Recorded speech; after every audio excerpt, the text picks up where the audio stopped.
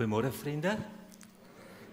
Baie welkom vir elkeen van julle vanoggend hier. So lekker om julle te sien. Ek hoop dit is vir julle lekker om Sondag hier te kom en sommer net al die mense hier te sien en die saam sing, saam wees, saam bid, Bybel lees, woord verkondig en dat dit nooit ophou sal spesiaal wees nie. Baie welkom. As daar enige besoekers hier vanoggend is, julle is welkom by ons. As daar nuwe intrekkers is, julle is ook baie welkom en dankie vir elkeen wat vanoggend ook kom saam kuier en sommer net saam wees. Kom ons kyk net vir so 'n oomblik, draai sommer net om en ons sê net vir mekaar welkom. Dalk is daar 'n besoeker langs jou, dalk 'n lidmaat wat jy net elke Sondag sien. Ons sê net 'n bietjie welkom.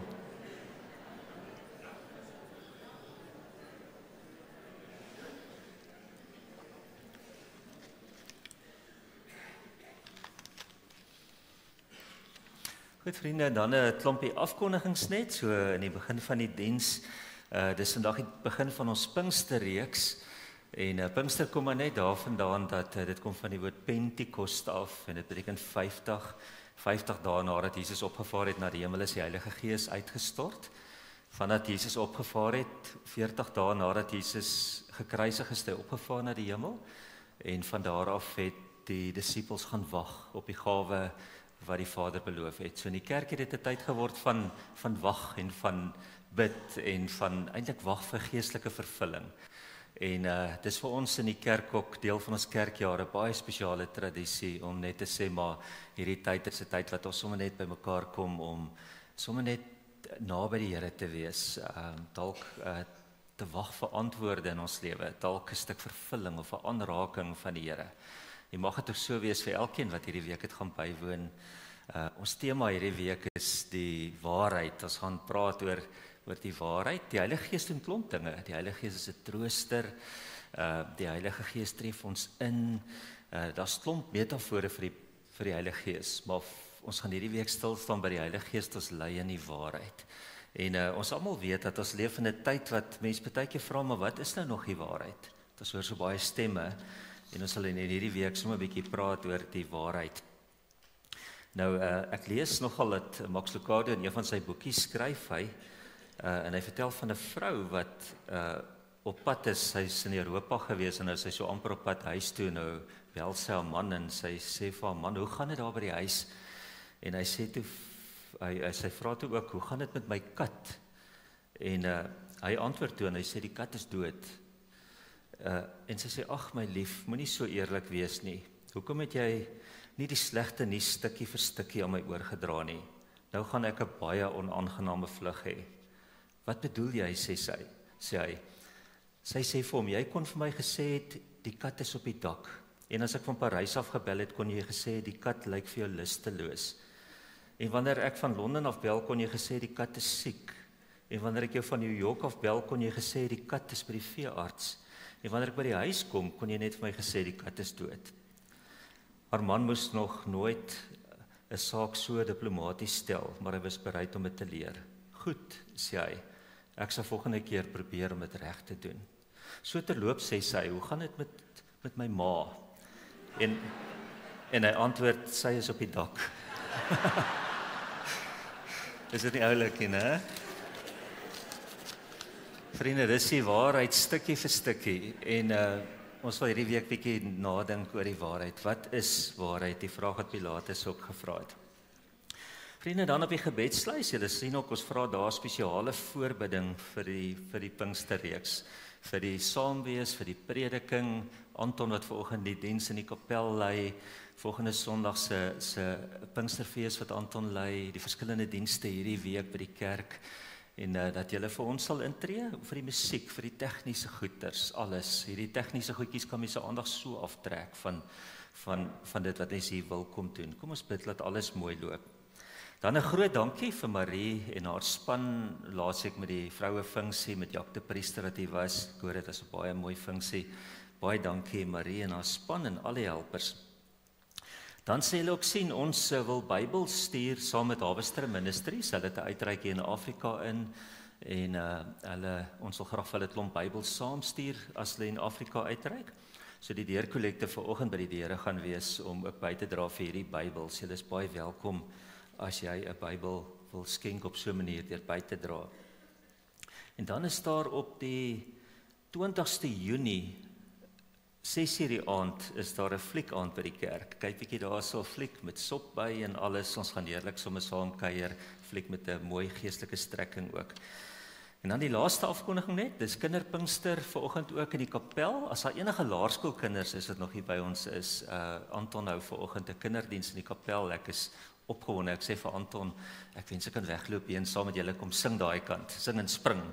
Maar in 'n geval, as jy nog kinders is, julle is regtig baie welkom. Die Rooitrein kinders, julle kan ook vanoggend direk na Rooitrein toe gaan. As julle wil bly tot na die doop, kan julle, Anton het voorgestel dat julle direk na die Rooitrein toe gaan. So die mammas en pappas kan dit so doen as hulle wil. Ons gaan nie 'n Rooitrein moment in die kerk hê nie, buite in die doop self. Goed.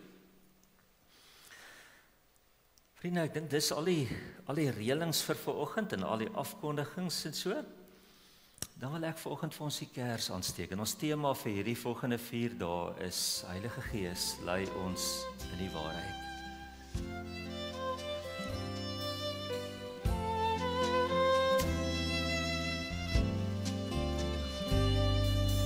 Gees van die waarheid, kom woon hier in my. Maak my gehoorsaam, getrou aan die woord. Gees van die lewe, kom maak my weer nuut. Rig my gedagtes en denke na bo. Gee my die klop van die Vader se hart. Leer my die klank van sy stem. Bring my tot rus in die Vader se hand. Hou my vir altyd by hom. Ja, Here, ons vanoggend as ons hierdie lied luister, wil ons sê, Gees van die waarheid, lei U vir ons in die waarheid. Dankie dat U dit elke Sondag doen. Dankie dat U dit doen wanneer ons Bybel lees. Dankie dat U dit doen wanneer ons in groepe saam is. En hierdie week wil ons ook vra dat U vir ons seën wanneer ons nadink oor U. Wanneer ons vanaand en môre aan nadink oor die woord, Dinsdag aand oor die natuur, oor die skepping, oor die geskiedenis en Woensdag aand oor die mens en hoe U die mens geskep het en wat U plan met die mens is. Here, ons kom vra vir U seën. Ons vra dat U vir ons elkeen sal ontmoet in hierdie week. Dankie vir elkeen wat hier is. Dankie vir elkeen wat op so 'n dag uitgekom het, omdat ons in ons harte so behoefte het om U te ontmoet. Here, en agter alles is daar hierdie diep begeerte dat ons U wil hoor en U wil sien. En ons vra dat U vanoggend ook na ons toe kom en vir elkeen van ons kom ontmoet. Hier waar ons sit en staan vanoggend, dat U vir ons ontmoet. Binne in die liedjies, binne in die sakramente, Here, binne in die verkondiging en alles wat ons hier gaan doen. Ons vra dit in Jesus se naam. Amen. Vriende, kom ons dien die Here met ons dankoffers en ons sê vir hom dankie dat hy vir ons so mooi sorg. Hoppie, dis verskriklik mooi. En daai lied bly maar so ego nou se kop nou. Ons aanbid 'n God wat totaal onverstaanbaar is. Ek wil vir julle lees vanoggend uit Psalm 148 voordat ons lofliedere sing. As hier oor die Here gepraat word in Psalm 148. Prys die Here vanuit die hemele. Prys hom in die hoë hemel. Prys hom alle engele. Prys hom hemelwesens. Prys hom son en maan. Prys hom alle sterre. Prys hom hoogste hemele en waters in die hoë hemelruim. Laat hulle die naam van die Here prys, want hy het beveel en hulle is geskep. Hy het hulle vir altyd hulle vaste plek gegee. Vir hulle 'n orde neergelê waar buite hulle nie kan beweeg nie. Prys die Here van die aarde af, seediere en al die oseane. Weerlig en haal, sneeu, miswolke, stormwind wat sy opdrag gehoorsaam. Berge, al die heuwels, vrugtebome, al die seders, wilde diere, al die vee, al wat kruip of vlieg, konings van die aarde, alle volke, vorste, alle regeerders van die aarde, jong manne en meisies, grysaard saam met hulle seuns, Laat hulle die naam van die Here prys, want sy naam alleen is hoog verhewe. Sy majesteit strek oor die hele aarde en oor die hemel. Hy het aan sy volk mag gegee. Dit is die roem van al sy troue dienaars, die Israeliete, die volk naby wie hy is. So mooi psalm. Kom ons staan en ons met 3 kort lofliedjies gaan ons saam met die hele skepping die Here groot maak.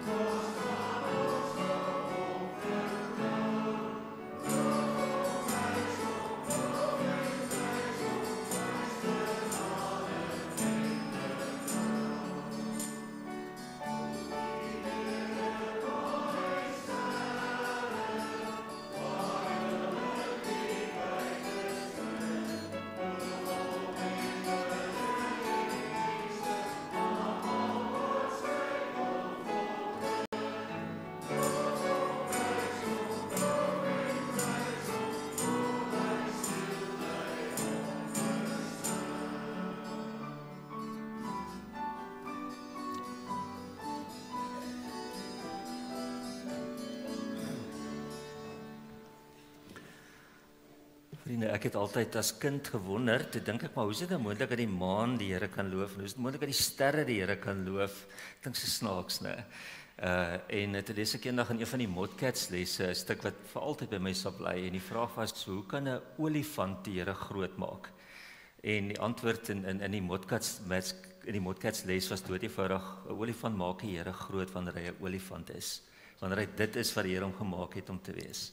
Wanneer die son doen wat hy doen, om te skyn en om warm te maak, en wanneer die maan in die aand lig gee, soos wat daar in Genesis 1 staan, en die sterre, dan loof hulle die Here, want hulle doen die dinge wat die Here hulle gemaak het om te doen. Ons is vanoggend bevoorreg om 'n babietjie te doop, en ek vra graag vir Marius en vir Lucia Mostert om hier voor by my te kom staan.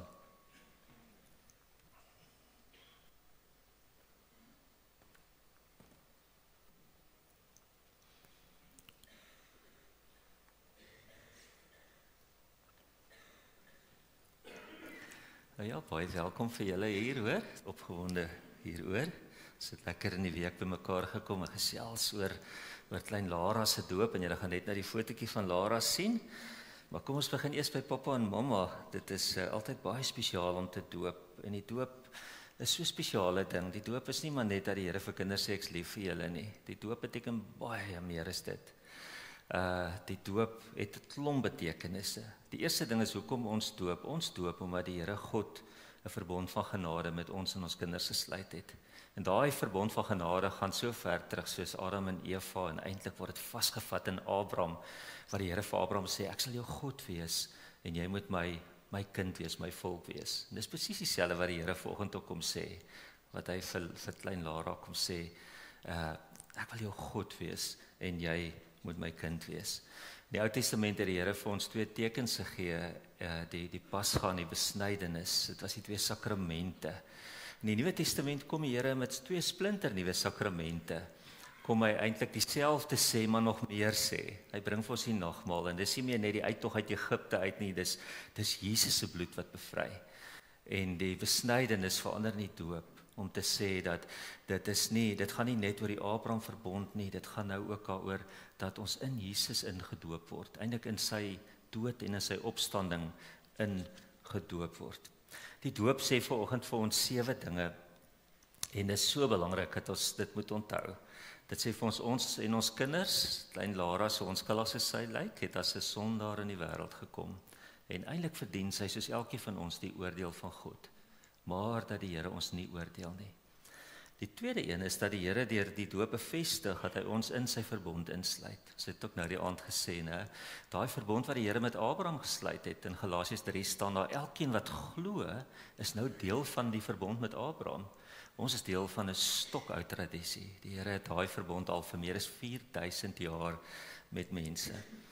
In die derde plek dat ons en ons kinders verbind word aan Christus, wat ons sonde met sy bloed afgewys het. Is dit nie lekker om te weet dat elke klein sonnetjie wat sy so langs haar lewenspad gaan doen, en julle sal dit nog nie glo nie, dis julle eerste kind, sy gaan sonde doen, en dat Jesus klaar gesterf het daarvoor vir elke sonde wat sy doen. En dat ons ou sondige lewe saam met hom aan die kruis gesterf het en saam met hom begrawe is, maar dat ons ook weer deur sy opstanding lewend gemaak word, sodat ons vir die sonde dood is en vir God lewe. Selfs ons as ouers sukkel daarmee. Ons sukkel baie keer om vir die sonde dood te wees en vir God te lewe. Maar dis waarvoor die Here julle roep, en dis wat die Here na lewe wil doen, om geleidelik al hoe meer te sê, nee, jy kan nie doen wat jy wil nie, jy moet doen wat ek wil hê jy moet doen. Die doop is ook 'n seël van die inlywing in die kerk van Jesus Christus. Lara is 'n lidmaat van die kerk van Jesus Christus. En as klein babietjie moet sy vir ons net so belangrik wees soos al die groot mense. Ons is gedooptes met die Here uit dankbaarheid en met ons hele wese lief hê, vertrou en dien, en dis wat julle vir moet wys en leer, en dat die Here deur hierdie sakrament verseker dat hy deur sy Gees in ons wil woon en ons lewens daagliks so regeer dat ons hoe langer hoe meer sy beeld vertoon. Julle moet haar help om al hoe meer soos Jesus te lyk.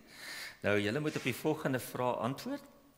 En Dani sê vir ons die vraag wys, die eerste een is, bely julle dat hoewel ons kinders as sondaars in die wêreld gekom het en daarom onder die oordeel van God staan, hulle nogtans in Christus aan God behoort en daarom as lidmate van sy gemeente gedoop moet word.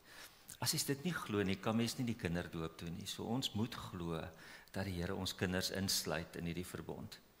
In die tweede plek, bely julle dat die leer van die Ou Testament en die Nuwe Testament, wat ook in die belydenisskrifte van ons kerk vervat is en in die kerk hier geleer word, die ware en volkome leer van die saligheid is. Alles wat sy nodig het om te weet hoe om by die Here uit te kom, staan opgeskryf in die Bybel.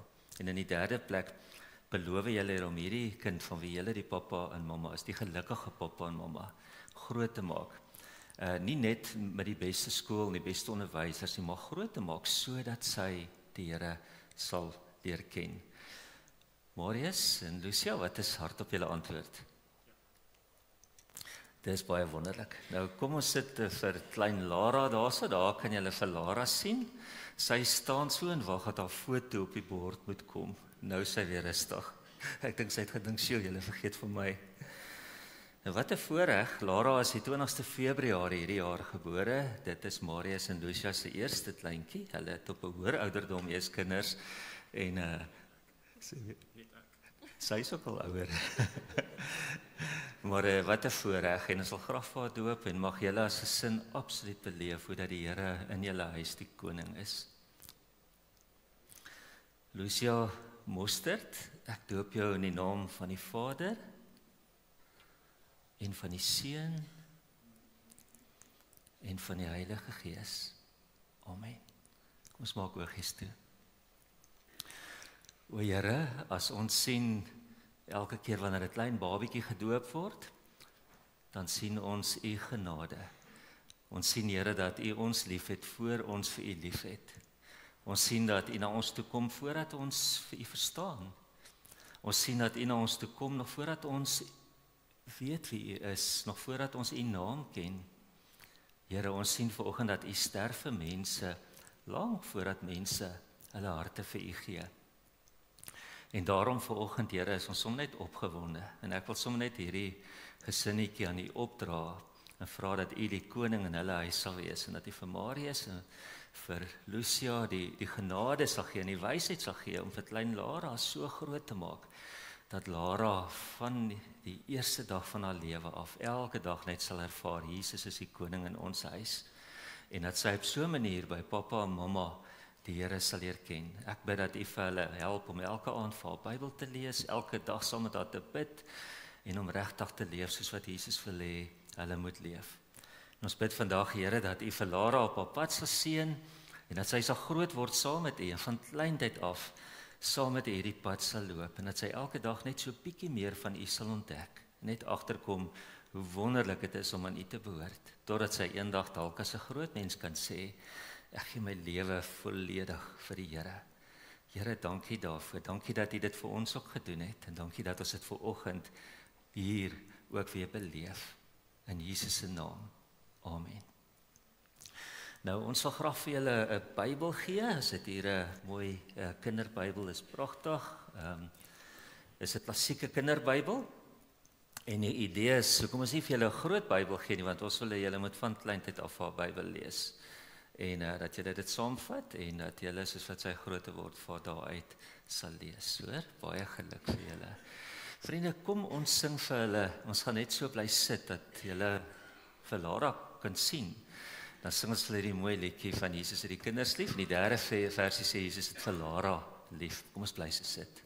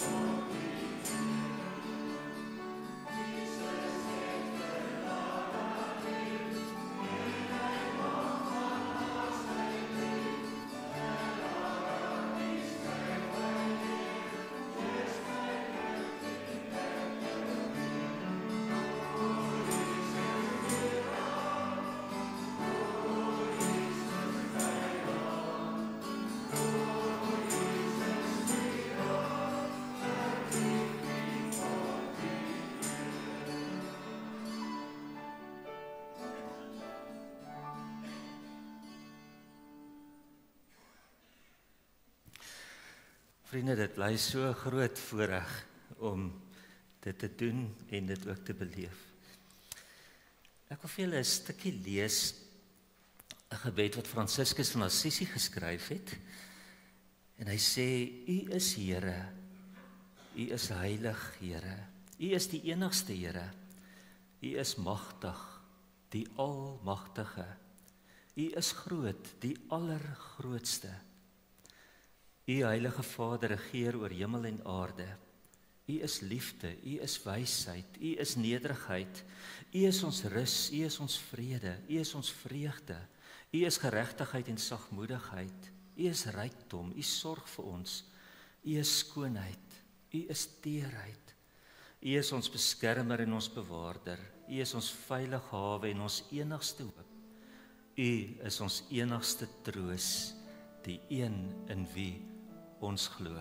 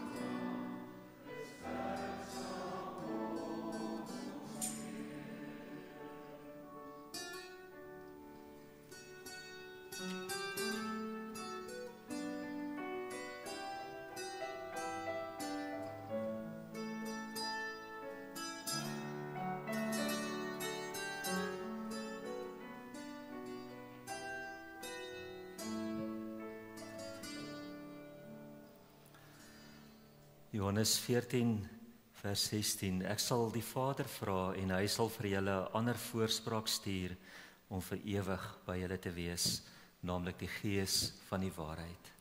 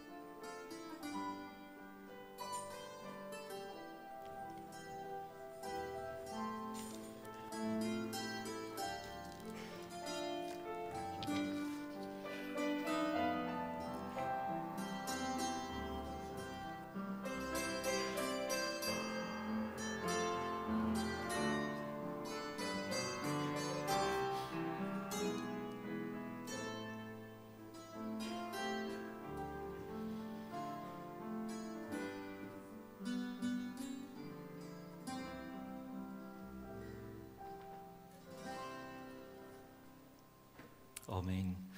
Dit was ook ons gebed gewees vir die skriflesing. Kom ons Skepper Gees, lei ons in u waarheid. Vriende, ons lees vanoggend uit Johannes hoofstuk 14 vers 8 tot 11. Julle kan die hele stuk gaan lees, baie bekende stuk. Ek haal net die verse uit wat vanoggend van toepassing is uit die perikoop uit. Johannes 14 vers 8 tot 11. Toe sê Filippus vir hom: Here, wys vir ons die Vader en dit is vir ons genoeg. En Jesus sê vir hom: Ek is al so lank by julle en ken jy my nie, Filippus? Wie my sien, sien die Vader. Hoe kan jy dan sê, wys vir ons die Vader? Glo jy nie dat ek in die Vader is en die Vader in my nie? Die woorde wat ek met julle praat, praat ek nie uit my eie nie, maar dit kom van die Vader wat in my bly en sy werke doen. Glo in my omdat ek in die Vader is en die Vader in my, of anders, glo op grond van die werke self. Vriende, ons gaan vanoggend 'n bietjie praat oor die tema van wie is God. Die baie bekende skildery van Michelangelo en haar slomp verklaringe vir die skildery en alles. Ek het maar hierdie wit blokkie op 'n strategiese plekkie gesit by the creation of Adam maar julle almal ken die skildery baie goed. En ons tema vanoggend is wie is God en waar is hy? 'n vraag wat baie mense vra is die vraag van, is daar regtig 'n God? En baie keer sal mense dink dit is ongelowig om te vra, is daar 'n God? Natuurlik is daar 'n God. Maar baie mense kom op 'n stadium in hulle lewe by 'n plek wat hulle vra, is daar 'n God? En mense met wie dit goed gaan, vra dit nie maklik of daar 'n God is nie. As dit baie goed gaan met ons, soos wat in Europa gaan, dan het ons eintlik vir God nie nodig nie, voel ons. Dis nie vir ons belangrik of waar God is nie, ons is heel okay op ons eie. En baie keer wanneer dit goed gaan met mense, dan voel hulle eintlik, ag, Here is my so goed, jy weet, ek dink eintlik nie eens verder om nie. As ek aan die Here dink, is hy net 'n goeie God. Dis al. Maar daar is mense wat vra, is daar regtig 'n God? Baie keer vra mense dit wat in 'n moeilike omstandighede in hulle lewe is. Baie keer wanneer mense by 'n punt kom wat dinge nie sin maak nie, dan vra hulle maar, is daar regtig 'n God?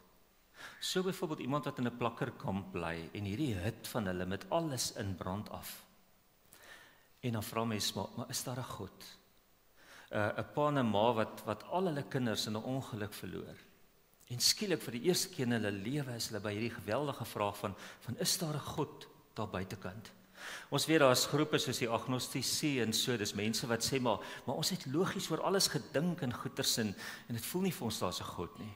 Ons weet daar's ander groepe soos die ateïste wat sê wel ons sê net daar is nie 'n God nie, om watter redes ook al, daar is nie 'n God nie. Meeste mense is teïste. Meeste mense is eintlik mense wat glo daar is een of ander God en dan gee hulle vir hierdie God verskillende name. Baie keer is Christene skuldig daaraan dat die enigste rede hoekom hulle God aanbid is omdat, wel, ek het by my pa en ma dit geleer, as jy vir iemand vra, maar hoekom glo jy daar's 'n God? Dan sal hy baie keer sê, maar van kleintyd af was dit so. En ek het by my pa en ma het geleer, ek was in die kerk en oral. Die vraag is, het mens al ooit by 'n punt gekom wat jy sê, ek wil meer weet van hierdie God? Adriaan Koenig skryf in sy boek, en ek het klomp boeke hierdie week gelees, en hy skryf in sy boek van wie is God, sê hy, sy droom is eintlik dat elke mens by die punt kom, wat hy bietjie dieper nadink oor God, en vra, maar is daar 'n God? En dat hy doelbewus hierdie vraag probeer antwoord.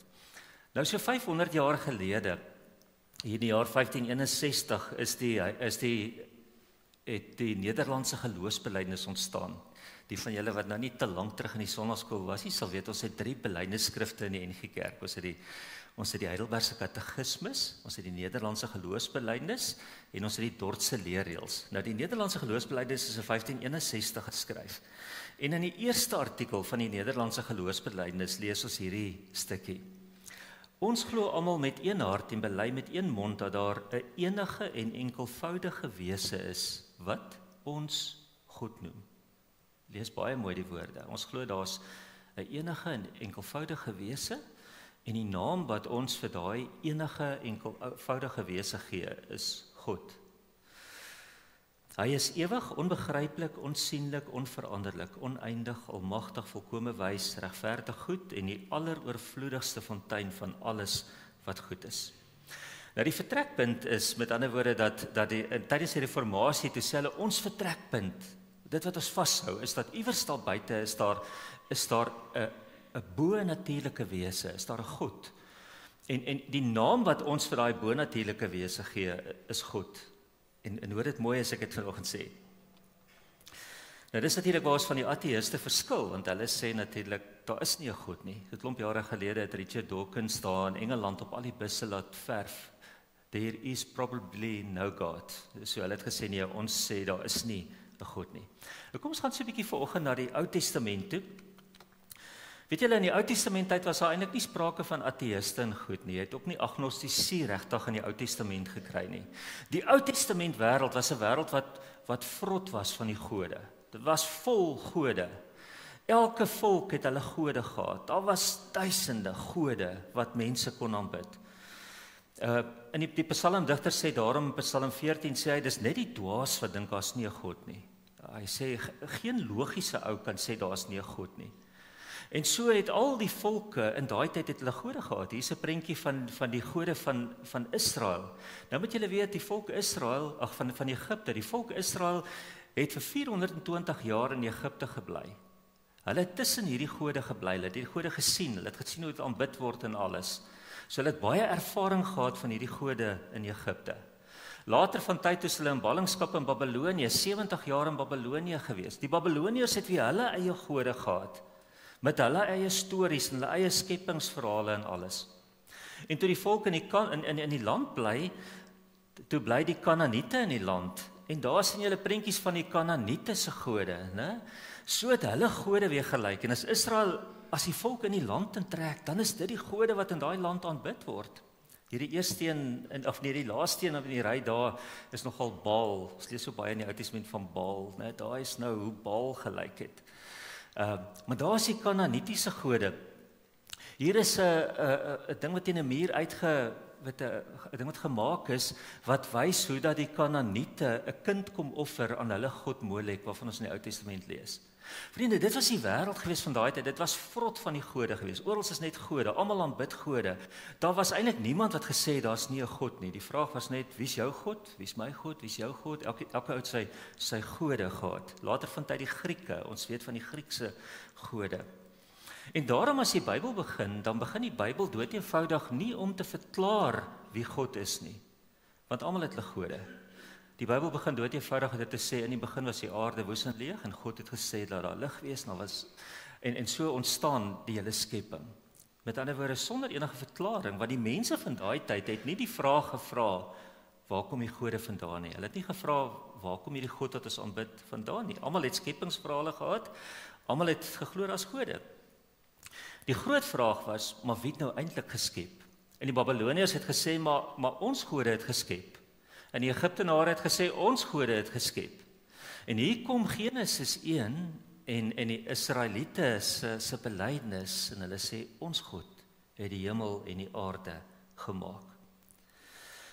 En as jy vir die Ou Testament mense sou vra, en jy sê, maar hoekom glo jy in God? Julle weet dan so min van hom af, hoekom glo jy in hom? Dan sal hulle vir jou sê, wel, hy het alles geskep, en ons ervaar hom elke dag. Ons het ervaar hoe hy ons verlos uit Egipte, ons het ervaar hoe hy ons deur die woestyn gelei het, ons het ervaar hoe hy vir ons kos gegee het, ons het ervaar hoe hy vir ons 'n wet gegee het, ons het ervaar hoe dat hy vir ons eie land gegee het.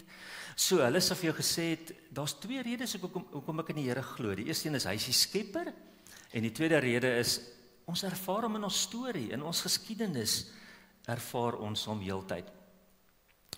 Nou, dit is belangrik om raak te sien hoe die prentjie van die wêreld van daai tyd gelyk. Ekskuus, ek het so wrede verkoue van Vrydag af. Hoe die wêreld, die prentjie gelyk. Die Ou Testament prentjie lyk omtrent so iets. Hierso kry ons die aarde hierso, en dan kry ons die pilare van die aarde daaronder, die onderaardse dieptes, daar as julle sien die Sheol, die doderyk wat daar is. Hierbo is die hemelkoepel. Die hemelkoepel het sluise in, en van tyd tot tyd maak God hierdie sluise oop, en hy gee reën en hy gee sneeu uit hierdie sluise, hy bære dit daar agter die sluise, dan sal 'n tweede en 'n derde hemel, en daar in die derde hemel, in die hoogste hemel, bly die Here. En tussen die hemel en die aarde, daar beweeg die engele, en in 'n sekere sin later van tyd die bose geeste. Dit was hulle prentjie van die wêreld gewees. En die belangrike ding is, hulle wêreld het eintlik uit twee dele bestaan. Hulle het gesê, daar's die natuurlike deel, daar's die goeders wat ons kan sien. Dit is hierdie aarde van ons, dis wat ons kan sien, dis die natuurlike gedeelte. En daaronder het hulle gesê, ons sien elke oggend die son opkom, en ons sien die son ondergaan, en ons sien later die maan kom op, en ons sien die sterre kom op, en ons sien die aarde staan eintlik stil, en alles kom eintlik so oor die aarde. En as ons so kyk, en ons staan op ons wagtorings, en ons kyk, dan sien ons alles is net plat, dis 'n plat wêreld. En as ons by die see kom, dan lyk dit vir ons, die aarde dryf eintlik so half op die see, die aarde lê op die see.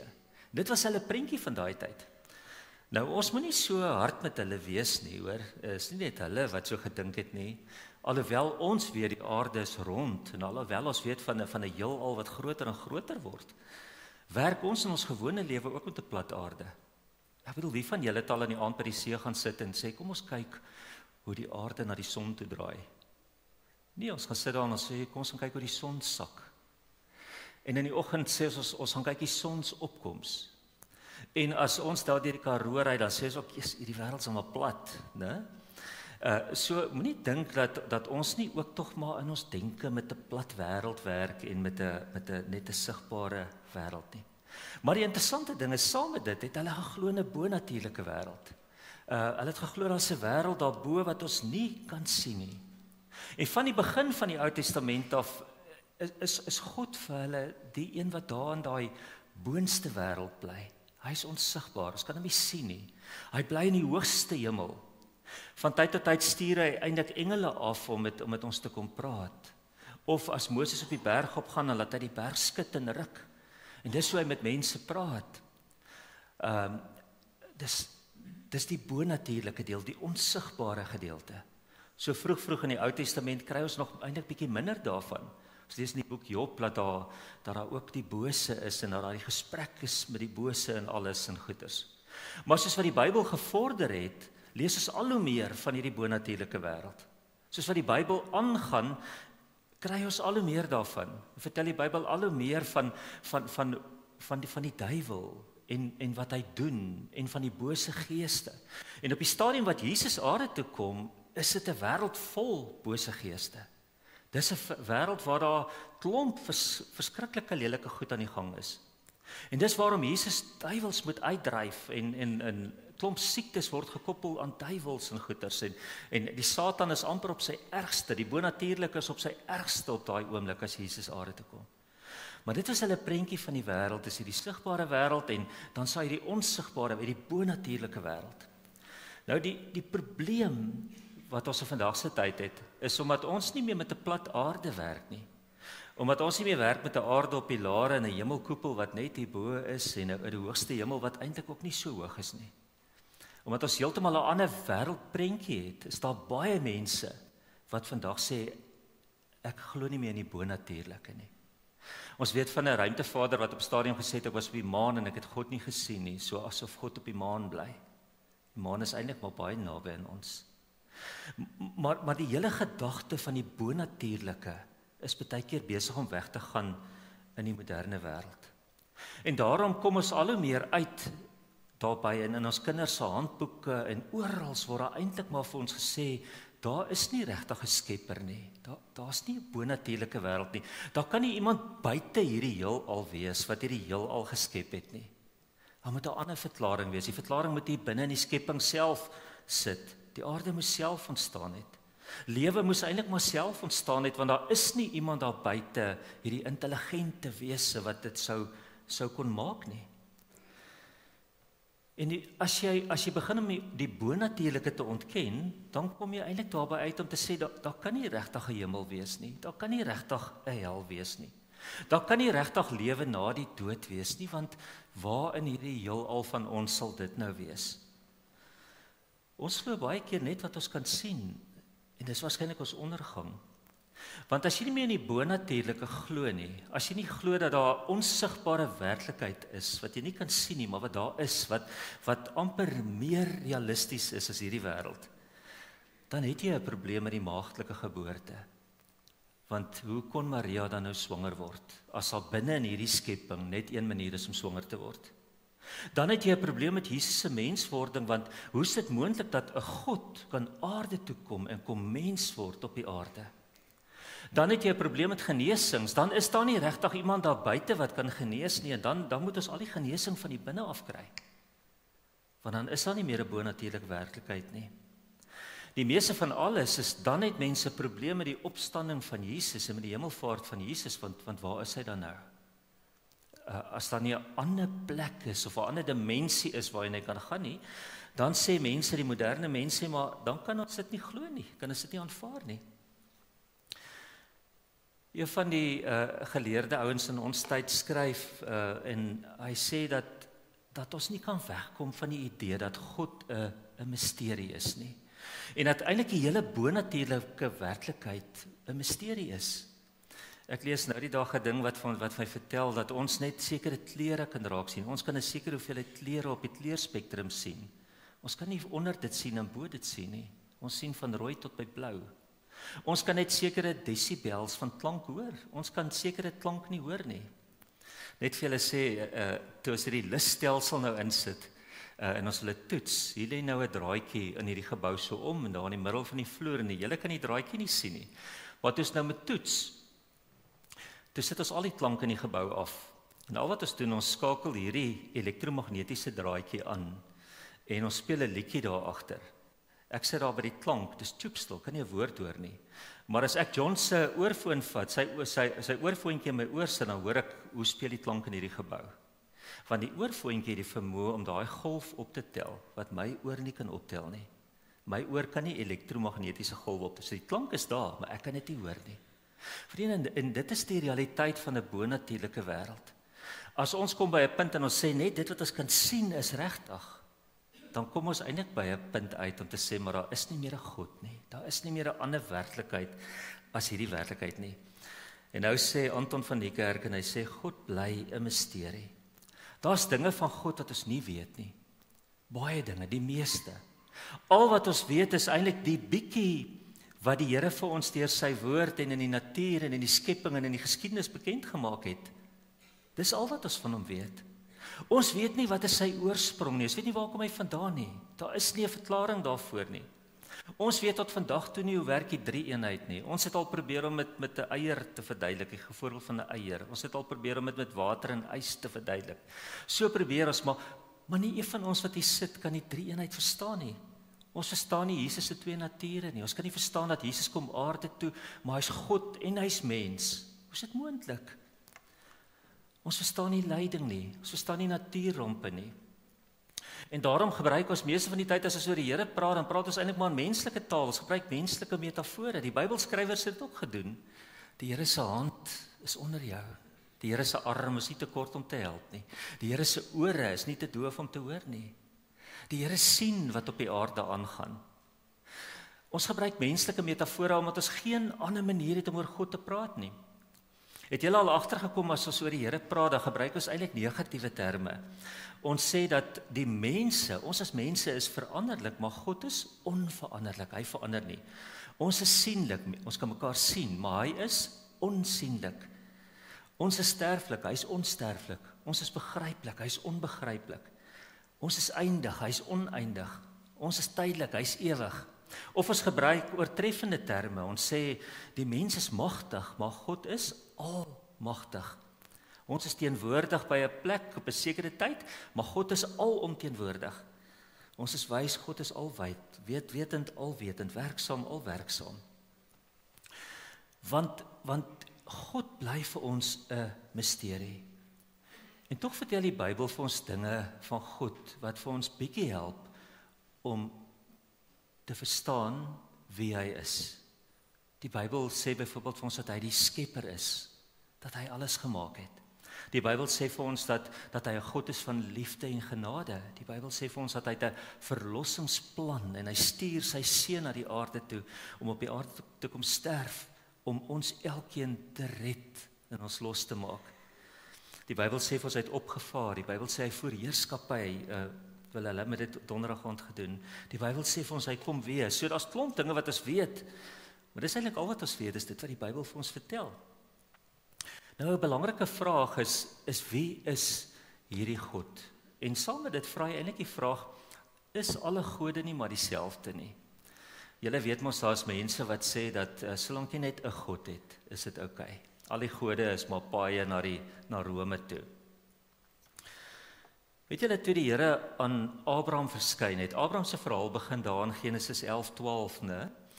En as die Here na Abraham toe kom, dan staan daar so Abraham en Abraham se ouers het nog die afgode aan die ander kant die Efraat rivier aanbid. Abraham het nog nooit van God gehoor nie.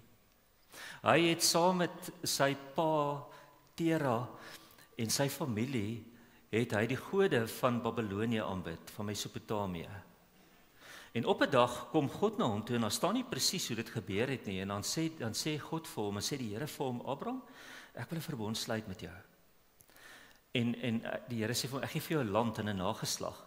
En dan vat Abraham al sy goed en hy begin agter hierdie God aantrek. En hy weet nie eers wat is hierdie God se naam nie. Hy het nog nooit van hom gehoor nie, hy weet niks van hom nie. Ons lees later in Eksodus 6 lees ons dat tot nou toe sê die Here het ek my naam aan niemand bekend gemaak nie. Ook nie aan Abraham nie. Abraham trek eintlik blindelings agter God aan sonder om te weet wie hierdie God is. Al wat hy geweet het is dat hierdie God se naam is ook El, of hy maak hom bekend as God, El. Die probleem van die woord El, of ons praat ook in die Bybel van Elohim of van El. Hierdie woordjie El is nie net vir God gebruik nie. Die gode van daai tyd, daai gode van Babilonië en die gode van die Kanaaniete is ook El genoem. Die hoofgod van die Kanaaniete se naam was ook El. En party plekke in die Bybel, byvoorbeeld in Rigters 9 vers 46, en dis is van El Berit, dan weet ons eintlik nie, dit lyk of dit hier oor 'n Kanaanitiese God gaan. In die verhaal van Melchisedek weet ons nie of dit oor God self gaan of nie, want die woord El word gebruik. Met ander woorde, die volk kom in die land in, as hulle in die land inkom, dan is hier baie ouens wat vir El aanbid, maar hulle lyk soos daai prentjies van net nou, dis al hierdie verskillende gode, en hulle sê, dis ons El, dis ons God. En mettertyd kom die Israeliete, en die Israeliete sê, nee, maar ons El lyk anders. Ons God lyk anders as julle gode. En dan is dit eers in Moses se tyd met die intog, as die Here vir Moses roep daar by die brandende bos, dan sê Moses vir die Here, Here, maar wat is jou naam? Wat gaan ek vir die mense sê, wie het my gestuur? Onthou, Abraham en Isak en Jakob is nou al verby. Nou sê Moses vir die Here, Here, maar wat is jou naam? Dan sê hy, my naam is, ek is wat ek is. Ek is Jahwe. En dan gee hy sy naam vir Moses. Die hele Ou Testament wêreld was 'n wêreld gewees wat hulle gepraat het van monolatrie. Dit beteken, as jy die Ou Testament begin lees, dan sien jy daar's baie gode, en dit lyk of almal gelukkig is daarmee. Om die waarheid te sê, die Israeliete praat daarvan, dan sal hulle sê, ons God is die God van al die gode. Of hulle sal sê in moderne taal, ons Here is die Heer van alle Here. Ons sing dit in een van die liedjies ook. Want op daai stadium was die kwessie van daar's baie gode, maar ons glo in hierdie God en ons dink hy is die belangrikste. Mettertyd, ek wil net sê, op 'n stadium, daar selfs 'n vers in Psalm 82 vers 1, waar daar staan, in die vergadering waar al die gode bymekaar kom, staan ons God op en is hy die leier. Dit was die aanvanklike prentjie van monolatrie, daar's baie gode, maar ons God is die regte God. Mettertyd, as wat die Ou Testament ontwikkel het, kom hulle daarby uit en sê, nee, daar is nie baie gode nie. Ons het julle gode nou gesien, hulle is dood. Hulle is net dooie goeters, hulle is beeldjies, hulle is van klip gemaak en hulle is van hout gemaak, hulle is dood. Hierdie God wat ons aanbid, die El wat ons aanbid, hy is die lewende Here. Hy is die God wat regtig leef. En toe begin hulle agterkom, maar hulle God verskil heeltemal van die ander gode. Hulle God is 'n enkeling, hy's nie deel van 'n godefamilie nie. Al die ander gode is deel van godefamilies. Ons God het nie 'n oorsprong nie. Hulle gode het oorspronge. Ons God het is nie in verhoudings met ander gode nie. Julle sal nie daai verhale wil lees nie. Dis naar van hoe daai gode gehoor en remoer het in daai tyd. En die God wat ons aanbid is anders. Hy's nie so nie. Ons God het nie 'n vrou nie, soos wat baie van die gode vrouens gehad het. Ons God is nie in gevegte met ander gode en uit die gevegte ontstaan daar weer ander gode nie. Ons God is ewig. Hy is nie soos die reëngod wat in die reëntyd kom en dan sy weg of net sekere seisoene opdaag nie. Hy's radikaal anders. En daarom van die begin af in Eksodus sê die Here vir die volk, julle mag nie beelde van my maak nie. Al hierdie ouens se beeldjies staan die wêreld vol.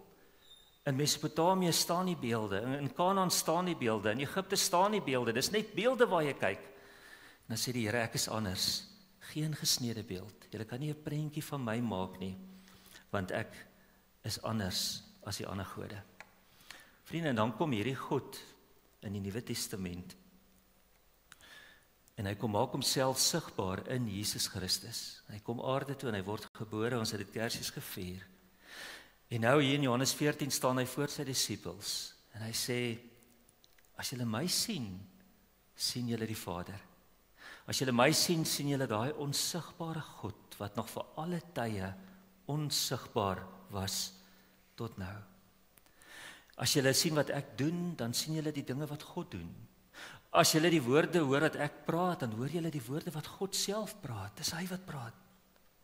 Vriende, in Johannes 14 sê Jesus vir ons, ek wil vir julle wys hoe lyk die Vader. Hy lyk net soos ek. Ek kom vir julle wys. Ek en die Vader is een. Wie my sien, sien die Vader. Wie my sien, sien die eintlike El of die eintlike Elohim. Wie my sien, sien die Jahwe van die Ou Testament, die Skepper. Wie my hoor, hoor die woorde van die Vader. In Jesus word die misterie van God sigbaar vir die menslike oog. Tot op daai oomblik kon niemand God sien nie. Moses kon in 'n skeur staan en so 'n bietjie van agteraf kyk. Niemand anders nie. En hier in Jesus kom God die Vader en hy sê, so lyk ek, dis wie ek is. En hy word sigbaar, en hy word hoorbaar, en hy word tasbaar. Mense kan aan hom vat. 'n Vrou met bloedvloeiing kan aan hom vat. As Jesus nie gekom het nie, sou ons nooit geweet het hoe lyk die Vader nie. Jesus is ons enigste prentjie van God wat ons tot vandag toe het. Ons het geen ander prentjie nie. Hy is die prentjie van die Vader. En as Jesus daar in Matteus 8 voor 'n melaatse man staan en hy sê, ek wil word gesond, dan hoor ons die die Elohim van die Ou Testament, die Jahwe, die Here God, wat vandag ook fisiek mense sê, ek wil, dis my hart vir jou. As Jesus vir honger mense kos gee, dan sien ons die hart van God self raak, wat 'n passie het vir honger mense. As Jesus huil oor 'n vriend wat dood is, as Lazarus dood is, dan sien ons die meelewing wat God die Vader self het met sy kinders. As Jesus tafels omgooi by die tempel, dan sien ons die woede van God wanneer dinge by sy heiligdom nie reg loop nie, van God self. As Jesus sterf aan 'n kruis, dan sien ons die liefde van die Vader wat eintlik homself laat kruisig. Vriende, Abraham het dit nie gesien nie. Hy het nie eens die Here se naam geken nie. Hy het nie 'n Nuwe Testament gehad nie, hy het nie geweet van Jesus nie. Hy het nie eens geweet die Here se naam is Jahwe nie, maar hy het hom gevolg. Moses het dit nie gesien nie. Hy het net in 'n skeur gestaan en vir God so effens van agteraf gesien. Dawid het nooit die God gesien vir wie hy die tempel gebou het nie, maar hy het vir hom die tempel gebou. Jesaja het op 'n stadium net so van ver af gesien hoe sy kleed tot in die tempel hang en hoe alles vol word van hom. En hier is ons vandag so bevoorreg. Jy kan die onsigbare God sien in die sigbare prentjie van Jesus Christus. Jy het die hele Nuwe Testament wat vir jou vandag kom vertel hoe lyk God. Jy het 4 briewe, Matteus, Markus, Lukas, Johannes, 4 evangelies wat vir jou sê dit is hoe God lyk. Jy het 'n boek Handelinge wat vir jou sê so het mense se lewens verander toe hierdie God in hulle lewens inkom. Jy het al die briewe in die Nuwe Testament wat vir jou sê so het hierdie evangelie deurgewerk na die wêreld van daai tyd, sodat mense selfs gesterf het vir hom. Johannes 14, wie my sien, sien die Vader. Wie my hoor, hoor die Vader. En dis al wat ons het. En dis genoeg. Vanaand gaan ons kyk hoe die Here homself bekend maak in sy woord. Kom ons sluit die oë. Here, baie dankie dat ons vanoggend kan delf in u woord. Dankie vir hierdie mooi teks in Johannes 14 waar u sê wie my sien, sien die Vader. Here, help ons om raak te sien hoe u lyk. En die evangelies te lees, te verslind, omdat ons so graag wil sien hoe u lyk. Dankie dat ons in 'n tyd leef waar die openbaring al soveel meer volledig is, en dat ons soveel meer van u weet as die mense van die Ou Testament. Here, ons aanbid u vandag as die ewige God, skepper, onderhouer, verlosser. Amen. Kom ons sluit af met 'n lied, en die lied waarmee ons afsluit is 'n baie mooi lied wat net sê, ons is maar net 'n oomblik, hy is vir ewig. Ons is 'n rukkie hier, ons is weg, hy is vir altyd. Kom ons staan en ons sing dit saam.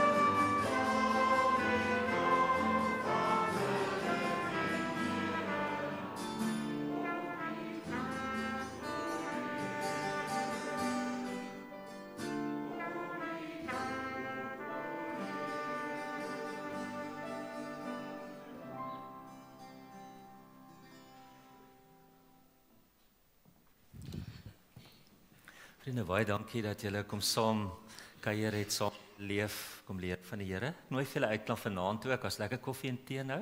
Nooi vir julle uit na vanaand wanneer ons praat oor God se woord. En sien dit as 'n leertyd wat die Here vir ons op 'n pad vat om dieper nader aan hom te kom. Kom ons sluit die oë. O Here, ons wil net vra dat U wat van ewigheid tot ewigheid is, U wat bonatuurlik is, Here, U wat in 'n sekere sin onsigbaar is, maar wat sigbaar geword het in Jesus, dat U vir ons elkeen sal seën deur die Gees wat by ons is. Amen. Ons sluit met die seënlied.